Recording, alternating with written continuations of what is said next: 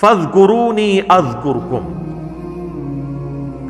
اے میرے بندو پس تم مجھے یاد کیا کرو میں بھی تمہیں یاد کروں گا۔ یہ تو اس کا لفظی ترجمہ ہے۔ بالمفہوم یوں بھی بن سکتا ہے جو اعلیٰ حضرت نے ترجمہ کیا ہے کہ تم مجھے یاد کرو میں تمہارا چرچا کر دوں گا۔ وَاشْكُرُوا لِي وَلَا تَكْفُرُونَ، اور میرا شکر کرو اور میری ناشکری مت کرو۔ اللہم اعنا علی ذکرک و شکرک و حسن عبادتک، آمین۔ اس آیت کے اندر جو سوز و گداز ہے، اس آیت کے اندر جو مفہوم چھپا ہوا ہے، قرآن حکیم میں درجنوں آیات کراس ریفرنس کے طور پہ اس آیت کے تحت پیش کی جا سکتی ہے۔ وَاذْكُرُوا اللَّهَ كَثِيرًا لَعَلَّكُمْ تُفْلِحُونَ، اللہ کو بہت کثرت کے ساتھ یاد کرو تاکہ تم کامیاب ہو جاؤ۔ اچھا، اب اللہ تعالیٰ کے ذکر کی اقسام کیا ہے؟ میں موٹی موٹی گفتگو یہاں پہ بھی کر دیتا ہوں، یہ آیت متقاضی ہے۔ مینلی اللہ تعالیٰ کی ذکر کی 3 اقسام ہے جو قرآن و سنت سے ہمیں پتہ چلتی ہے۔ اس میں نمبر 1 قسم جو ہے وہ یہ قرآن ہے۔ اِنَّا نَحْنُ نَزَّلْنَا الذِّکْرَ وَإِنَّا لَهُ لَحَافِظُونَ، سورۃ الحجر آیت نمبر 9۔ بے شک ہم نے اس الذکر، یاد دلانے والی، نصیحت کرنے والی کتاب کو نازل کیا اور ہم ہی اس کی حفاظت کرنے والے ہیں۔ دوسرے نمبر پہ نماز کو ذکر کہا گیا قرآن میں، وَأَقِمِ الصَّلَاةَ لِلذِّکْرِ، اور میری یاد کے لیے نماز کو قائم رکھو۔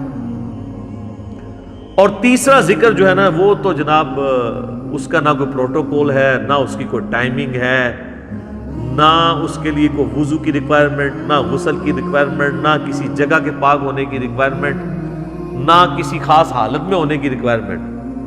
وہ ہے الذین یذکرون اللہ قیاما وقعودا وعلی جنوبہم، اللہ کے بندے کھڑے بیٹھے کروٹوں پہ لیٹے ہر وقت اللہ کو یاد کرتے ہیں، ہر حال میں۔ حتیٰ کہ صحیح مسلم میں آتا ہے، ام عائشہ سے جنابت کے کانٹیکسٹ میں جب پوچھا گیا تو انہوں نے کہا کہ نبی علیہ السلام اس حالت میں بھی اللہ کو یاد کرتے تھے۔ سیدنا علی کہتے ہیں کہ نبی علیہ السلام کو جو قرآن ہے نا، جامع ترمذی ابو داؤد میں حدیث ہے، قرآن پڑھنے سے کوئی حالت مانے نہیں ہوتی تھی سوائے جنابت کی حالت کے۔ قرآن نہیں پڑھتے تھے، باقی سارے اذکار کرتے تھے۔ یہ کئی لوگ کہتے ہیں جی درود شریف نہیں پڑھنا چاہیے جنبی کو، گستاخی ہو جائے گی۔ بالکل جھوٹ بات ہے۔ یہ غسل کا اتارنا نماز کا پروٹوکول ہے یا قرآن کے پڑھنے کا، عام ذکر اذکار کا کوئی پروٹوکول نہیں۔ ایون فقہ حنفی کی جو کتابیں آپ اٹھائیں گے نا، اردو میں بریلوی اپنی خود کتاب اٹھا کے دیکھ لیں بحر شریعت، اس میں بھی یہ لکھا ہوا ہے کہ جی درود شریف ہو، دعائیں ہوں، سنت اذکار ہوں، ایون قرآن کی وہ آیات بھی انہوں نے لکھا ہے کہ جو آیات ایسے ذکر ہیں یا آیات کے ٹکڑے جو ایسے ذکر ہیں وہ بھی جنبی کر سکتے ہیں، سبحان اللہ جیسے ہے۔ اب یہ قرآن کی آیت کا حصہ بھی ہے اور ذکر بھی ہے، تو آپ کر سکتے ہیں۔ اِنَّا لِلَّهِ وَإِنَّا إِلَيْهِ رَاجِعُونَ، یہ آگے آیت آ جائے گی، یہ آیت بھی ہے اور ایسے دعا بھی ہے۔ سواری پہ بیٹھنے کی دعا سورہ زخرف میں جو آئی ہے، سبحان الذی سخر لنا ھذا وما كنا له مقرنین، اب یہ پوری آیت ہے قرآن کی، لیکن یہ چونکہ دعا ہے جنبی بھی پڑھ سکتا ہے۔ تو یہ اللہ تعالیٰ نے ایک آسانی دی ہے اس حوالے سے۔ تو اس حوالے سے جو میں نے الا بذکر اللہ تطمئن القلوب، سورۃ الرعد کی آیت نمبر 28 کے کانٹیکسٹ میں 6 لیکچر دیے تھے نا، اس میں پہلے 3 لیکچر تھے مسئلہ نمبر 111A-B-C، جس میں میں نے صرف اذکار کو ڈسکس کیا تھا، صبح و شام کے اذکار، فرض نماز کے بعد کے سنت اذکار، جس پہ ہمارا یہ صبح و شام کے اذکار پہ یہ بلو کارڈ ہے، ahlsunnatpak.com سے ڈاؤن لوڈ کریں۔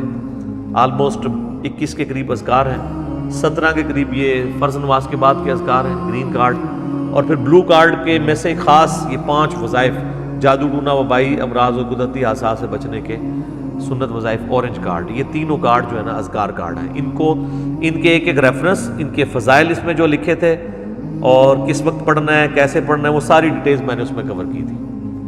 یہ آلموسٹ سمجھ لیں 1.5 گھنٹے کے 3 لیکچرز تھے۔ پھر میں جب آخری لیکچر پہ پہنچا تو مجھے خیال آیا کہ یار قرآن کی صورتوں کے فضائل بھی بیان کرنے چاہیے۔ تو پھر اگلے 3 لیکچر جو تھے نا، مسئلہ 112A-B-C، قرآن کی 12 صورتوں کے فضائل میں نے بیان کیے تھے، جن کے فضائل کتاب و سنت سے ثابت ہے۔ سورۃ البقرہ، سورۃ الفاتحہ، سورۃ الاخلاص، سورۃ الفلق، سورہ الناس اور سورۃ الملک، سورہ السجدہ، ان سب کے فضائل بیان کیے تھے، تو وہ اس پہ 3 لیکچرز لگ گئے تھے۔ تو وہ 6 لیکچرز ایک آیت، پوری آیت نہیں، ٹکڑے پہ ہوئے تھے. یہ آیت کا ٹکڑا ہے، اور یہ آیت ہم نے ہر اذکار کارڈ کے اوپر لکھی ہوئی ہے، الا بذکر اللہ تطمئن القلوب. یہ اذکار کارڈ کا آغاز ہی اس سے ہوتا ہے. اس کے بعد پھر اگلی حدیث لکھی ہوئی ہے، بخاری مسلم دونوں میں حدیث ہے کہ اللہ کا ذکر کرنے والا زندہ کی مثال ہے اور اللہ کا ذکر نہ کرنے والا مردے کی مثال ہے. اور پھر اس کے آگے بخاری کی ایک اور روایت ہے، تعلیقاً بخاری میں ہے، سنن ابن ماجہ کے حوالے سے لکھی ہے، پوری وہ سند اس کی ابن ماجہ میں ہے کہ میں اپنے بندے کے ساتھ ہوتا ہوں جس وقت وہ میرا ذکر کرتا ہے، اور ذکر کی وجہ سے اس کے ہونٹ ہل رہے ہوتے ہیں، اس وقت میں اس کے ساتھ ہوتا ہوں. اسی حدیث کے تحت میرا یہ پوائنٹ آف ویو ہے کہ جو زبان کا ذکر ہے وہ دل کے ذکر سے افضل ہے. دل میں بھی ذکر آپ کر سکتے ہیں، لیکن زبان کا ذکر اس لیے افضل ہے کہ اس میں زبان بھی انوالو ہے اور دل بھی. اور ویسے ہماری جتنی عبادات ہیں وہ ہے ہی زبان سے ہیں، آپ دل سے کریں تو ہوتی نہیں ہے. اگر کوئی شخص اپنے دل میں نماز پڑھے اس کی نماز نہیں ہوگی. اگر کوئی شخص دل میں تکبیر پھیرے جانور آرام ہو جائے گا. دل میں طلاق دینے سے بھی نہیں ہوتی. اچھا کتنے لوگ رابطہ کرتے ہیں جی، بیوی پہ غصہ آتا ہے بعض کا تو دل میں نہ کتنی دفعہ اس کو طلاق دی ہے، زبان پہ نہیں لائی ہے، تو کوئی فرق نہیں، دل دے رہا کرو جتنی مرضی گالا بھی کاٹ لو. تو بال برے خیال نہیں دل میں لانا چاہیے. زبان سے جب تک آپ نہ کہیں اور آپ کے اپنے کان سن نہ لیں، یا آپ لکھ نہ دیں، لکھنے سے بھی طلاق ہو جائے گی. کئی لوگ یہ بھی پوچھ رہے ہوتے ہیں کہ ٹیکسٹ میسج کیا، بس وہ میسج جب آپ نے لکھ دیا نا، وہ میسج آگے گیا یا نہیں گیا، طلاق ہو گئی. خط پہ طلاق لکھ دی، طلاق پہنچی یا نہ پہنچی تو وہ آپ کی طلاق ہو گئی. وہ کہتے ہیں جی وہ بھیجی سی رستے جو ڈاکیے کو لے لی ہے، ڈاکیے سے لیں جو وہ تیر تو چل چکا تھا اسی وقت. ہوا یہ کہ فقہ حنفی میں ایک مسئلہ ہے کہ اگر کوئی شخص خط میں یوں لکھے نا کہ جیسے ہی یہ میرا خط تجھے ملے تو تو متعلقہ ہے، اڈی وڈی کہانی ایک کون لکھتا ہوئے گا. تو اب یہ ٹیکنیکلی سپیکنگ تو ٹھیک ہے کہ اگر خط نہ ملا تو طلاق نہیں ہوگی. اس مسئلے کی لوگوں نے پلی لی تو وہ راستے میں ڈاکیوں کو روک لیتے ہیں، گھر تک نہیں جانے دیتے. یا ایون ڈاک آ بھی ہے نا، وہ کہتے ہیں نہیں اسی لے لی سی کڑی نو نہیں دسی اسی، تو اس میں یہ تو نہیں لکھا ہوتا، اس میں تو لکھا ہوتا میں تمہیں طلاق دیتا ہوں. واٹس ایپ میسج کیا، لکھ دیا، کچھ بھی کیا، طلاق ہو گئی. زبان کی اتنی اسلام میں اہمیت ہے، چاہے وہ اذکار کے اعتبار سے ہو یا باقی شریعت کو ایگزیکیوٹ کرنے کے اعتبار سے، اس کا تعلق زبان کے ساتھ ہے. باقی آپ دل میں بھی اللہ کا ذکر کریں. سر وہ بڑی پرسوز حدیث ہے بخاری اور مسلم. نبی علیہ السلام نے فرمایا کہ اللہ تعالیٰ فرماتا ہے، یعنی حدیث قدسی ہے، فرمان اللہ کا ہے، نبی علیہ السلام کی زبانی، کہ اللہ تعالیٰ فرماتا ہے کہ میں اپنے بندے کے گمان کے قریب ہوں جیسا وہ میرے بارے میں گمان کرے. یعنی اگر وہ میرے بارے میں اچھا گمان رکھتا ہے نا تو میں اس کے ساتھ اچھائی کے ساتھ پیش ہوں، اور اگر میرے بارے میں برا گمان رکھتا ہے تو میں پھر اس کے ساتھ اسی اعتبار سے پیش ہوں. اس کا یہ مطلب نہیں کہ آپ اللہ سے بغاوت کریں، مرضی اپنی کی زندگی گزاریں اور کہ جی میرا گمان بڑا اچھا ہے. آپ کا کوئی اچھا گمان نہیں. آپ اگر اللہ کے جاننے والے ہو نا تو جناب اللہ بڑا ڈاڈا ہے. مرنے سے پہلے ہے مسلمان کر لے اس پہ غور. قرآن کا خدا اور ہے اور بابوں کا خدا اور. قرآن کا جہاں اور ہے، بابوں کا جہاں اور. منوس آدمی ہو ٹھیک ہے، وہ یہ جہاں ہی ہو رہا ہے بھائی. اچھا تو بخاری مسلم کے الفاظ ہیں کہ میں بندے کے گمان کے قریب ہوں جیسا مجھ سے گمان کرے. اسی تو میں اکثر آپ لوگوں کو کہتا ہوں نا کہ آپ اللہ سے دعا کریں اللہ ہمیں بغیر حساب و کتاب کی جنت میں داخل فرما، آمین ثم آمین. بس یہ گمان رکھیں اے اللہ میں اس قابل نہیں ہوں. کوشش رکھیں گمان اچھا رکھیں. اچھا پھر بخاری مسلم کی اس حدیث کے آگے الفاظ ہیں کہ جب میرا بندہ مجھے دل میں یاد کرتا ہے نا میں اسے دل میں یاد کرتا ہوں، اور جب وہ کسی مجلس میں اوپنلی مجھے یاد کرتا ہے تو میں اس سے بہتر مجلس فرشتوں کی مجلس میں اسے یاد کرتا ہوں. سبحان اللہ. پھر آگے الفاظ ہیں جب میرا بندہ میری طرف ایک بالش بڑھتا ہے میں اس کی طرف ایک ہاتھ بڑھتا ہوں، اور جو میری طرف ایک ہاتھ بڑھتا ہے میں اس کی طرف 2 ہاتھ بڑھتا ہوں. اگر وہ میری طرف چل کے آتا ہے میں اس کی طرف دوڑ کے آتا ہوں. تو یہ اللہ تبارک و تعالیٰ نے پروٹوکول انسان کو دیا. مسلم شریف میں آگے الفاظ ہیں کہ پھر وہ میری بارگاہ میں اگر اس حال میں پیش ہوا کہ اس نے میرے ساتھ کسی کو شریک نہ ٹھہرایا ہوا تو میں اس قدر مغفرت کے ساتھ اس کے ساتھ ملاقات کروں گا. بڑی بات ہے. اور ترمذی میں الفاظ ہیں کہ اگر میرا بندہ زمین و آسمان گناہوں سے بھر دے، سر اس سے زیادہ کوئی نہیں کر سکتا نا گناہ، اور اس نے شرک نہ کیا ہوا نا، تو میں اس کے ساتھ مغفرت کے ساتھ پیش آؤں گا. اچھا، اس سے بعض لوگ یہ سمجھتے ہیں بس شرک نہ کرو اور جو مرضی کرو. سر نماز چھوڑنا بھی شرک ہے. نماز چھوڑنا کس کی پیروی اور عبادت ہے؟ شیطان کی. تو شرک کر دیا آپ نے. ڈاکٹر سراج صاحب ایک جملہ بولا کرتے تھے، میں کہتا ہوں نہیں، وہ گولڈن کوٹ ہے. وہ کہتے تھے دنیا کا ہر خیر توحید کے شجر مبارکہ کی شاخ ہے، اور دنیا کا ہر گناہ شرک کے شجر خبیثہ کی شاخ ہے. یہ کیوں آیا قرآن میں؟ افرائیت من اتخذ الہہ ہوا. اے نبی، اس شخص کو دیکھا جس نے اپنی خواہش نفس کو اپنا خدا بنا لیا. جو بندہ فجر کے وقت اپنی نیند چھوڑ کے اٹھتا نہیں ہے نا، اس نے نیند کو اپنا خدا بنا لیا، گویا کہ وہ اس درجے میں شرک میں مبتلا ہو گیا. اسی تو ابراہیم علیہ السلام کو کہا گیا ہے وَمَا كَانَ مِنَ الْمُشْرِكِينَ. ایک کہنے تو بڑی چھوٹی گل ہے، اسی بھی سارے دعویٰ کرنے ہیں جی مَا كَانَ مِنَ الْمُشْرِكِينَ میں ہم بھی ہیں.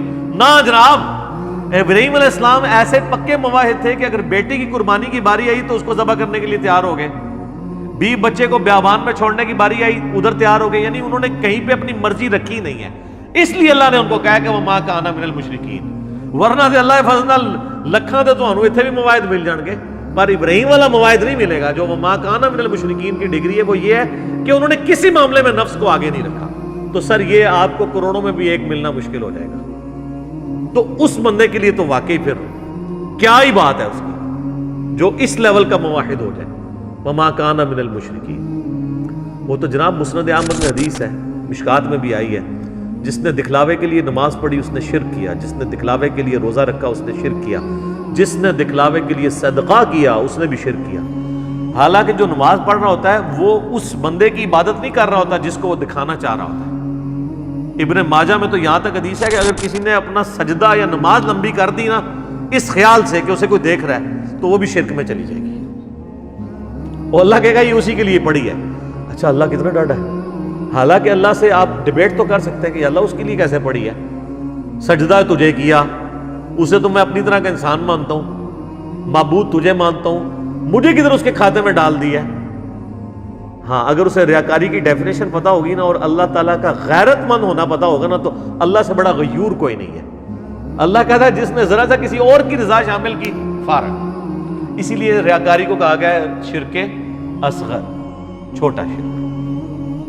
یہ بڑا کریٹیکل معاملہ ہے. اچھا، یہاں ذکر کے حوالے سے میں ایک اور چیز بھی بیان کر دوں.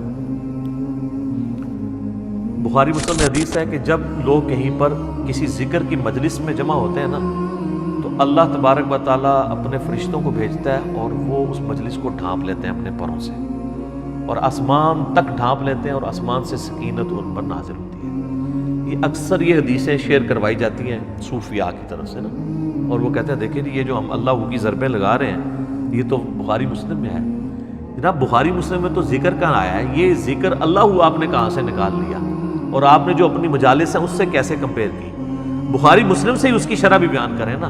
تو مسلم شریف کی حدیث میں آتا ہے کہ جب کہیں پہ لوگ جمع ہوتے ہیں اور قرآن پڑھتے اور اس کی تعلیم ایک دوسرے کو دیتے ہیں تو ایسے ذکر کی مجلس کو اللہ تعالیٰ کے فرشتے ڈھانپ لیتے ہیں. قرآن کی تعلیم ہے اصل میں جو ذکر کی مجلس ہے. جو مسلم شریف میں حدیث ہے کہ جو علم دین حاصل کرنے کے راستے پہ چلا اللہ اسے جنت کے راستے پہ چلا دے گا. اسی تو میں کہتا ہوں جو درس قرآن سننے کے لیے یہاں پہ آتے ہیں وہ جنت کے راستے پہ آ رہے ہیں. تو یہ قرآن کی فضیلت ہے، یہ بابوں کے اذکار کی نہیں ہے. پھر وہ بڑی لمبی حدیث ہے بخاری مسلم میں کہ وہ فرشتے اللہ کے پاس جاتے ہیں، اللہ تعالیٰ کہتا ہے کہاں گئے تھے؟ تو کہتے ہیں ہم ایسی مجلس میں گئے تھے جہاں پہ لوگ تیرا ذکر کر رہے تھے. اللہ پوچھتا ہے، نبی علیہ السلام فرماتے ہیں حالانکہ اللہ کو جانتا ہوتا ہے پھر بھی پوچھتا ہے کہ وہ کیا کہتے تھے؟ یا اللہ وہ تیری جنت کا سوال کرتے تھے. بخاری مسلم کے الفاظ ہیں اللہ تعالیٰ فرشتوں سے پوچھتا ہے کہ کیا انہوں نے میری جنت دیکھی ہے؟ کہتے ہیں نہیں یا اللہ. تو پھر بھی وہ مجھ سے جنت کا سوال کر رہے ہیں، یعنی بن دیکھے ان الذین یخشون ربهم بالغیب لہم مغفرۃ واجر کبیر. اور کیا کہتے تھے؟ یا اللہ وہ کہہ رہے تھے ہمیں دوزخ کے عذاب سے بچا لے. اللہ کہتا دوزخ دیکھی ہے؟ اگر دیکھ لیتے تو فرشتے کہتے ہیں اگر دیکھ لیتے تو اور تیرا پناہ تجھ سے پناہ طلب کرتے اس کے اگینسٹ، اور جنت اگر دیکھ لیتے تو اور زیادہ جنت کا سوال کرتے. تو اللہ تعالیٰ فرماتا ہے تم گواہ ہو جو میں نے سب کو بخش دیا. اللہ اکبر. تو فرشتے کہتے ہیں کہ یا اللہ ایک شخص ایسا بھی تھا جو وہاں سے صرف گزر رہا تھا، وہ صرف وہ اس کو اٹینڈ کرنے کے لیے وہاں نہیں بیٹھا تھا، اس علمی مجلس کو، ذکر کی مجلس کو، درس قرآن کو، بلکہ وہ تو صرف اس لیے آیا تھا میں دیکھوں یہ کیا کر رہے ہیں، تو وہاں پہ بیٹھ گیا، تو اس کو بھی بخش دیا جائے.